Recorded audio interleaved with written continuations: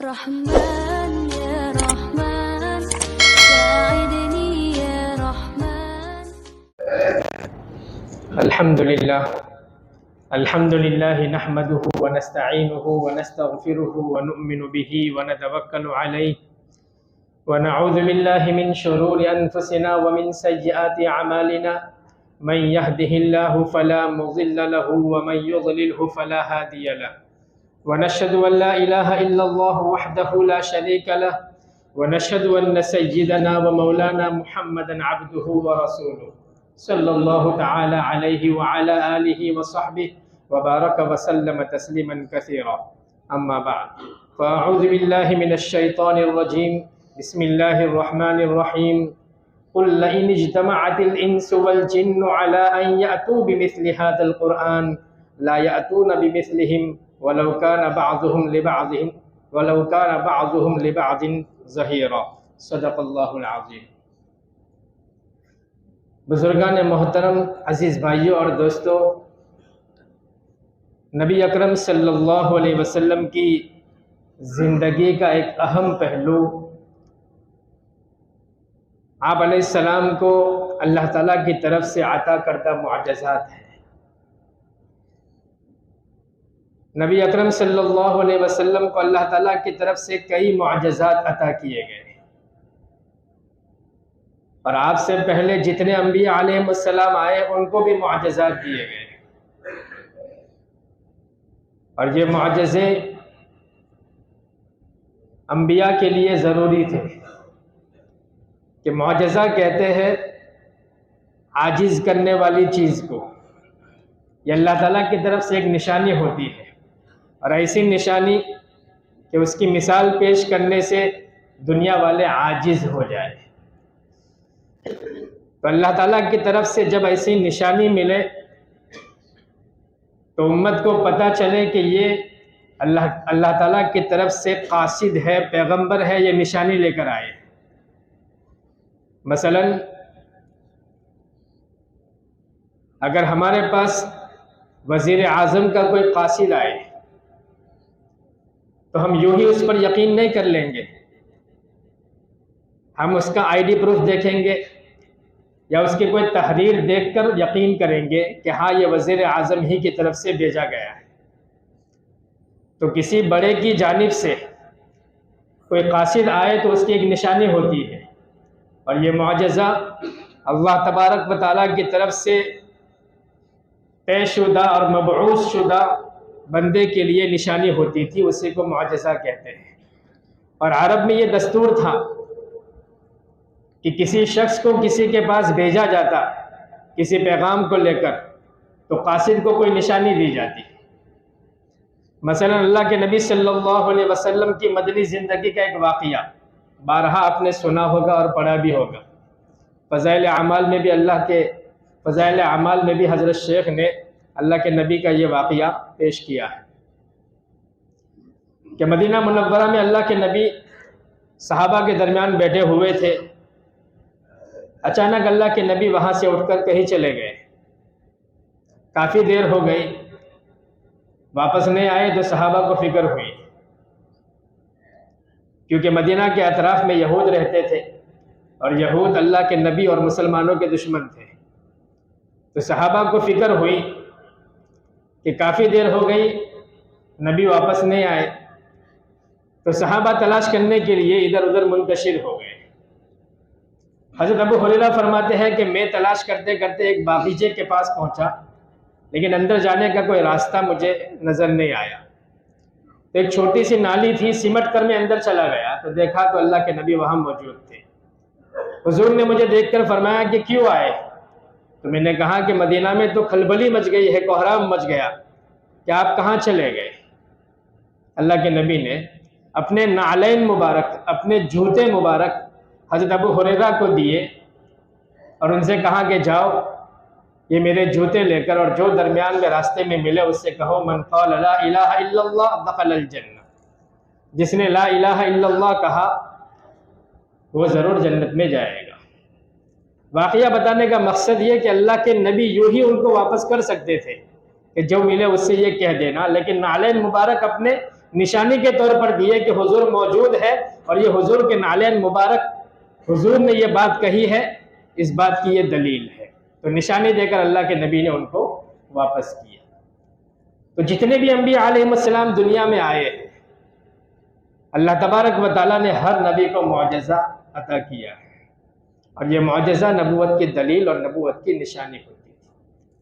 اللہ کے نبی سے پہلے یعنی حضرت محمد رسول اللہ صلی اللہ علیہ وسلم سے پہلے ہمارے نبی کا جب نام آئے تو درود شریف پڑھنا چاہیے، ایک مرتبہ پڑھنا تو واجب ہے مجلس میں۔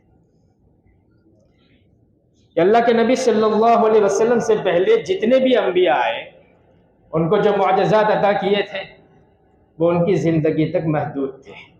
اس وقت جو لوگ موجود تھے انہوں نے ان معجزات کو دیکھا، اسی وقت کے لوگوں کے لیے وہ خاص تھے۔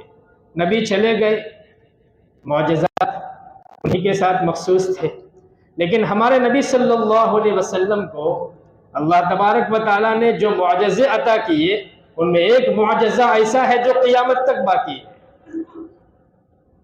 معجزے سارے نبیوں کو عطا ہوئے، مسلم شریف کی روایت ہے کہ کوئی نبی ایسا نہیں ہے کہ جس کو کوئی نہ کوئی معجزہ عطا نہ کیا گیا ہو کہ جسے دیکھ کر لوگ ایمان لائے، لیکن ہمارے نبی صلی اللہ علیہ وسلم کو اللہ تبارک و تعالیٰ نے سب سے بڑا جو معجزہ عطا کیا، اللہ کے نبی فرماتے ہیں کہ میرا سب سے بڑا معجزہ وحی خداوندی ہے۔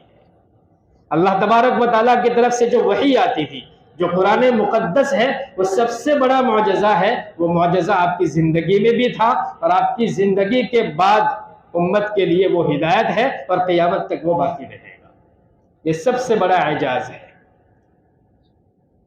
اور نبیوں کو جیسے کہ معجزے ملے،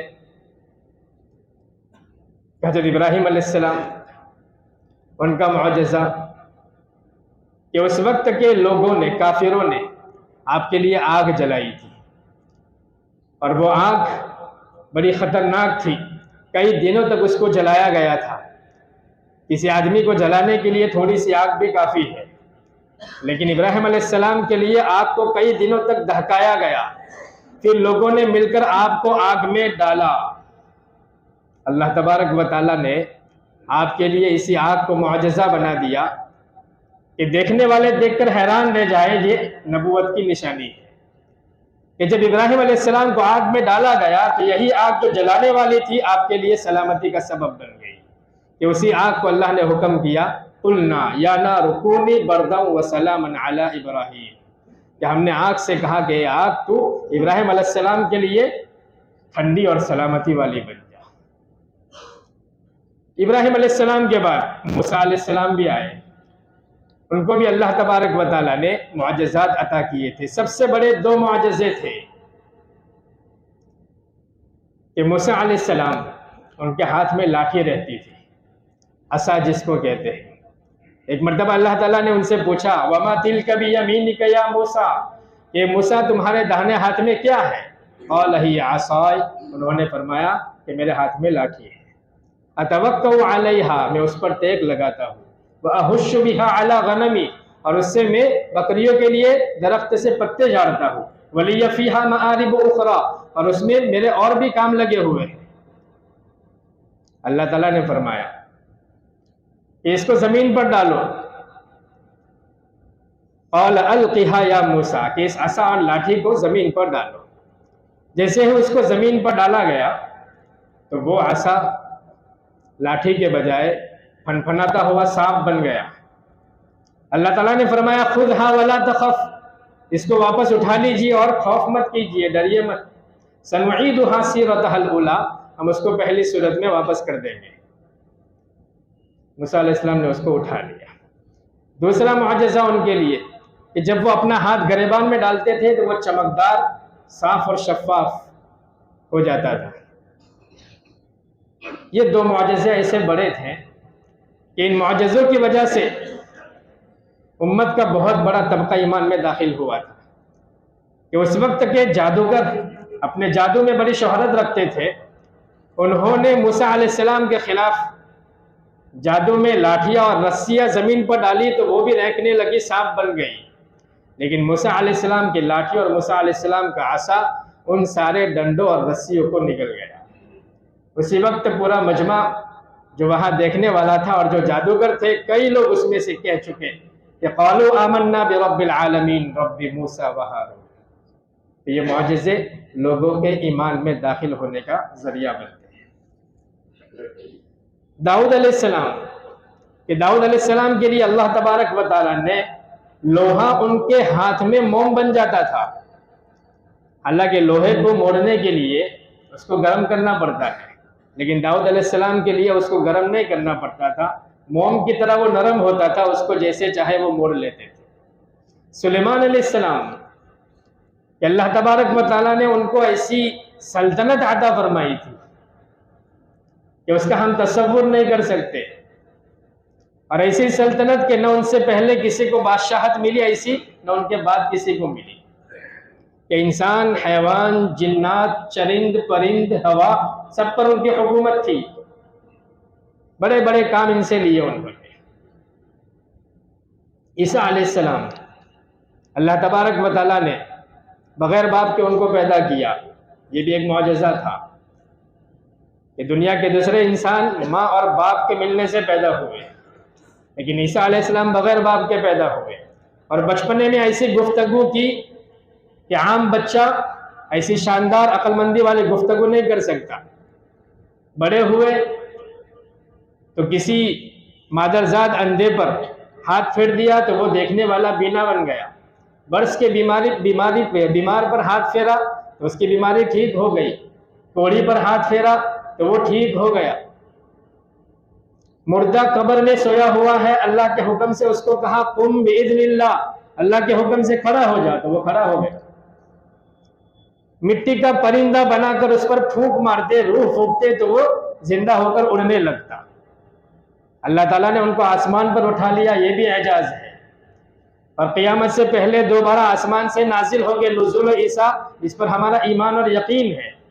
تو یہ معجزات انبیاء علیہ السلام کو دیے گئے کہ امت کے لیے اس میں نشانیاں ہیں۔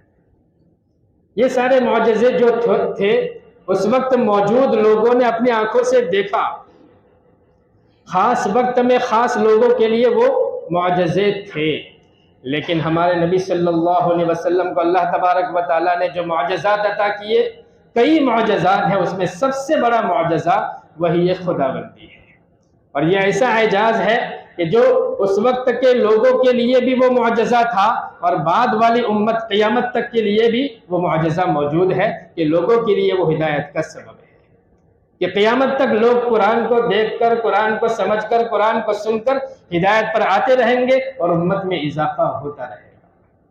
اللہ کے نبی صلی اللہ علیہ وسلم فرماتے ہیں کہ میری امت کی تعداد قیامت تک بڑھتی رہے گی۔ اللہ کے نبی نے ایک موقع پر فرمایا کہ ایک مرتبہ میرے سامنے دوسری امتوں کو لایا گیا، گویا امتوں کی پریڈ ہوئی، اللہ کے نبی کے سامنے سے ایمان والی امتیں گزر رہی ہیں۔ اللہ کے نبی فرماتے ہیں کہ میں نے کسی نبی کے ساتھ مجمع دیکھا کہ چھوٹا سا مجمع ہے، کسی نبی کے ساتھ کچھ افراد دیکھے، کسی نبی کے ساتھ 2-3 افراد دیکھے کہ اتنے ہی ایمان لائے ہیں، اور کسی نبی کے ساتھ میں نے یہ دیکھا کہ کوئی بھی ایمان والا نہیں ہے، تنہا نبی صرف آ رہے ہیں۔ یہ ساری پریڈ آپ نے دیکھی، آپ نے ایک بڑے مجمع والی ایک امت کو دیکھا، تو اللہ کے نبی فرماتے کہ مجھے خیال ہوا کہ یہ میری امت ہوگی، تو آپ سے کہا گیا کہ نہیں، یہ آپ کی امت نہیں، موسیٰ علیہ السلام کی امت ہے۔ پھر آپ سے کہا گیا کہ ذرا اپنی نظر اٹھا کر وہاں دیکھیے، دیکھا تو بڑا زبردست مجمع تھا۔ آپ سے کہا گیا کہ دنیا کی ساری امتوں سے کثیر تعداد آپ کی امت کی ہوگی جو جنت میں جائے گی۔ ایک روایت میں اللہ کے نبی نے فرمایا کہ جنتیوں کی تعداد جتنی ہے، امت محمدیہ صلی اللہ علیہ وسلم کی تعداد ان ساری تعداد میں نصف کے برابر ہے، یعنی جنتیوں میں نصف تعداد امت محمدیہ صلی اللہ علیہ وسلم پر مشتمل ہوگی۔ کہ اللہ تبارک و تعالیٰ نے ایسے دور میں آپ کو مبعوث کیا اور قرآن کریم کو اس وقت نازل کیا کہ اس وقت کا دور فصاحت اور بلاغت کے اعتبار سے، زبان کی فصاحت اور بلاغت کے اعتبار سے عروج کا دور تھا۔ پڑھنا لکھنا نہیں جانتے تھے، لیکن کہنے اور بولنے کا رواج بہت زیادہ تھا کہ اس وقت چھوٹے چھوٹے بچے اور باندیاں بھی بلیغ انداز میں اشعار کہتی تھی، اور ایک ایک مجلس میں 100 اشعار کہے جاتے تھے، مقابلہ ہوتا تھا، موازنہ ہوتا تھا، یہاں سے ایک شعر وہاں سے دوسرا شعر، ایک ایک مجلس میں 100 شعر آپس میں کہتے تھے، اور وہ بھی بالفور، ایک کہاں دوسرا موجود۔ چھوٹے چھوٹے بچے قصیدے پڑھتے تھے اور اس میں ریسنگ لگتی تھی، موازنہ ہوتا تھا، مقابلہ ہوتا تھا۔ تو وہ پڑھنے لکھنے کا دور نہیں تھا، لیکن بلاغت کے اعتبار سے بولنے میں بڑے ماہر تھے۔ اسی وجہ سے آج بھی جو پرانے شاعروں کے اشعار ہیں عرب زبان میں اس کو دلیل کے طور پر پیش کیا جاتا ہے۔ جو عربی سے واقف ہے وہ جانتے ہیں کہ پرانے اشعاروں کو عربی زبان میں دلیل کے طور پر پیش کیا جاتا ہے، ایسے وہ زبان کے ماہر تھے۔ اس لیے اللہ تبارک و تعالیٰ نے اس دور میں اپنا جو کلام اتارا اس کو عربی زبان میں ہی اتارا کہ یہ لوگوں کے لیے اعجاز بنے کہ یہ فصاحت اور بلاغت میں ماہر سمجھے جاتے ہیں، لیکن جب میرا کلام ان کے سامنے آئے تو اپنی زبان کے اعتبار سے وہ عاجز رہ جائے۔ کہ اللہ تبارک و تعالیٰ نے ایسا کلام پیش کیا کہ وہ فصیح اور بلیغ قرآن کے سامنے اپنے آپ کو عاجز سمجھتے تھے۔ یہ کیسا کلام آ گیا؟ بلکہ اللہ تبارک و تعالیٰ نے چیلنج کیا، قُلْ لَئِنِ اجْتَمَعَتِ الْإِنسُ وَالْجِنُّ عَلَىٰ أَن يَأْتُوا بِمِثْلِ هَذَا الْقُرْآنِ لَا يَأْتُونَ بِمِثْلِهِ وَلَوْ كَانَ بَعْضُهُمْ لِبَعْضٍ ظَهِيرًا۔ اے محمد صلی اللہ علیہ وسلم، آپ کہہ دیجئے کہ دنیا کے سارے انسان اور جنات جمع ہو کر اس جیسا کلام پیش کرنا چاہے تو وہ پیش نہیں کر سکتے۔ قرآن نے کبھی تو ان کو 10 صورتیں پیش کرنے کے لیے کہا، لوگ عاجز، ایک صورت پیش کرنے کے لیے کہا، لوگ عاجز، ایک آیت پیش کرنے کے لیے کہا، لیکن قیامت تک کوئی پیش نہیں کر سکے گا۔ یہ قرآن کا اعجاز ہے کہ ایسا کلام کہ فصاحت اور بلاغت کے دور میں نازل ہوا، پھر بھی اس وقت کے لوگ بھی عاجز تھے اور قیامت تک کوئی پیش نہیں کر سکے گا۔ ایک صورت، چھوٹی صورت تو کیا ایک آیت بھی پیش نہیں کر سکے گا۔ اس وقت لوگوں نے کوشش کی، ایسا نہیں کہ وہ چپ بیٹھے رہے۔ ایک آدمی نے کوشش کی اور ایک صورت پیش کرنا چاہا، اور اس نے کیا بنائی صورت؟ الفیل ملفیل وما ادراک ملفیل، ہاتھی کے بارے میں کہ ہاتھی کیسا ہوتا ہے، کیا لوگ جانتے ہو ہاتھی کیسا ہوتا ہے؟ جب یہ پیش کی گئی تو اسی دور کی امت نے اس کو ذلیل کیا۔ ارے یہ کوئی بات کہنے کی ہے کہ ہاتھی کیسا ہوتا ہے؟ قرآن کو تو دیکھ کہ اس میں کیسی عقل مندی والی باتیں اور حکمت سے بھری ہوئی باتیں ہیں، آخرت کا تذکرہ ہے، توحید کا تذکرہ ہے، رسالت کی حکمت کی باتیں ہیں، اور تو ہاتھی کا تذکرہ کرتا ہے۔ اسی وقت کی امت نے اس کو ذلیل کیا۔ دوسروں نے بھی کوشش کی، لیکن جب بھی کوئی کوشش کی گئی لوگوں نے اس کو ہاتھوں ہاتھ لیا نہیں، بلکہ اس کو رسوا اور ذلیل کیا۔ تو اللہ تبارک و تعالیٰ نے نبی پاک صلی اللہ علیہ وسلم کو ایسا کلام عطا کیا کہ جو قیامت تک اس کا اعجاز باقی رہے گا، اور نبی پاک صلی اللہ علیہ وسلم نے بے باکانہ طور پر اس کو لوگوں کے سامنے پیش کیا۔ آپ کے ماننے والے تھوڑے تھے، لیکن بات مضبوط تھی، لوہے کی طرح ٹھوس تھی، کہ شرک کا ماحول تھا، لوگ بتوں کی پرستش کرتے تھے، بیت اللہ میں 360 بت رکھے ہوئے تھے، لیکن اللہ کے نبی صلی اللہ علیہ وسلم قرآن کو بے باکانہ انداز میں پیش کرتے تھے، کیونکہ ایک ایک آیت ایسی ہوتی تھی کہ اس کا جواب دینے سے سینکڑوں ہزاروں لوگ قاصر تھے۔ بت پرستانہ ماحول میں اللہ کے نبی صلی اللہ علیہ وسلم نے سورہ حج کی یہ آیت پیش کی، یا ایھا الناس ضرب مثل فاستمعوا لہ، اے لوگوں تمہارے سامنے ایک مثال پیش کی جاتی ہے، اس کو غور سے سنو، فاستمعوا لہ، یا ایھا الناس ضرب مثل فاستمعوا لہ وَإِن يَسْلُبْهُمُ آگے کیا آیت ہے؟ یا ایھا الناس ضرب مثل فاستمعوا لہ ان الذین تدعون من دون اللہ، کہ جو تم لوگ اللہ کے علاوہ پکارتے ہو، لن یخلقوا ذبابا ولو اجتمعوا لہ، کہ تم 360 بت رکھے ہوئے ہو، ہر مانگ اپنی ان سے مانگتے ہو، تم اللہ کے علاوہ ان کو پکارتے ہو. اگر تم ایک مکھی پیدا کرنا چاہو، مکھی چھوٹی سی مخلوق ہے، تو اس مخلوق کو بھی تم پیدا نہیں کر سکتے. ارے مکھی تو کیا، وہ مکھی جو بتوں کے اوپر بیٹھتی ہے، بتوں کے سامنے جو پرساد پیش کیا جاتا ہے، وَإِن يَسْلُبْهُمُ الذُّبَابُ شَيْئًا، اگر وہ مکھی ان پرساد میں سے تھوڑا سا اٹھا لے تو تم اس سے چھین بھی نہیں سکتے. وَإِن يَسْلُبْهُمُ الذُّبَابُ شَيْئًا لَا يَسْتَنقِذُوهُ ضَعُفَ الطَّالِبُ وَالْمَطْلُوبُ، طالب بھی کمزور، مطلوب بھی کمزور. ایسا لوہے کی طرح مضبوط مستحکم کلام اللہ کے نبی نے لوگوں کے سامنے پیش کیا.